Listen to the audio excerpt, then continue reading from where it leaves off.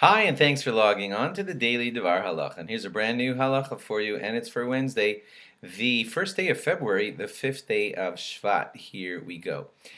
More laws about preparing for Shabbos. We had told you yesterday that according to some rabbis, there is a special order in which you wash yourself for Shabbos, but you should just know that it's clear no rabbis give any order as to how you dry yourself after you bathe for Shabbos. So you can dry your hair first if you want, or your face, or whatever. There is no order for drying yourself. More laws now about preparing for Shabbos.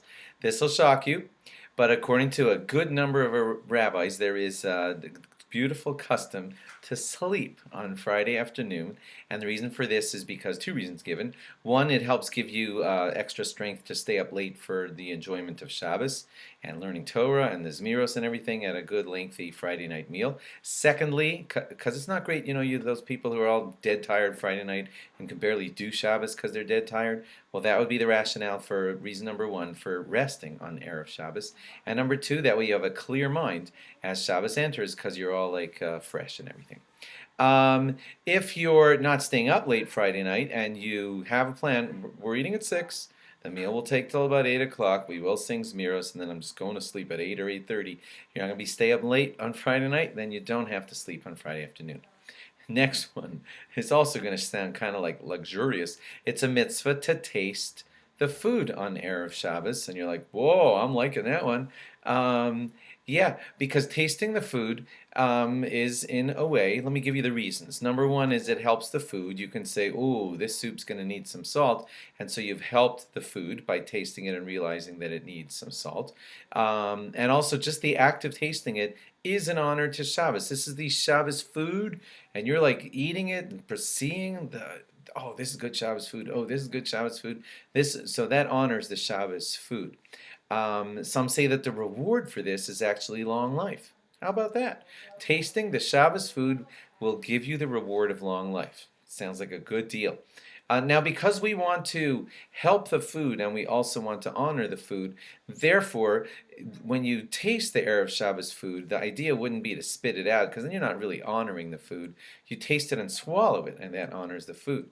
And also, because you're doing it also to help the food so that you can salt the soup if it needs salting. So do it early enough, like not with 2 seconds to go before Shabbos. Do it early enough so that you could say, whoa, these cookies are undercooked. I'm putting them back in the oven for 5 more minutes.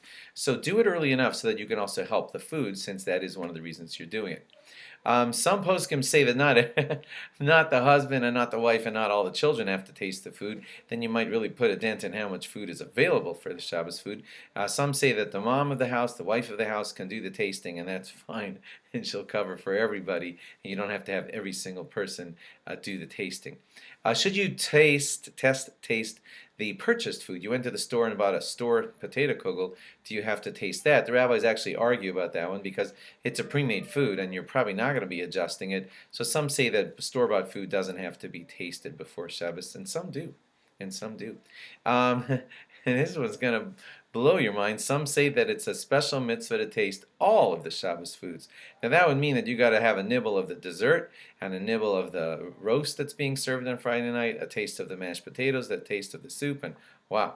But that is what some people say. And some say that as you taste each, I'm not making this up, this is halacha. As you taste each food, you say the words Toameha Chaim Zachu. Those who taste it will be rewarded with life. Toameha Chaim Zachu.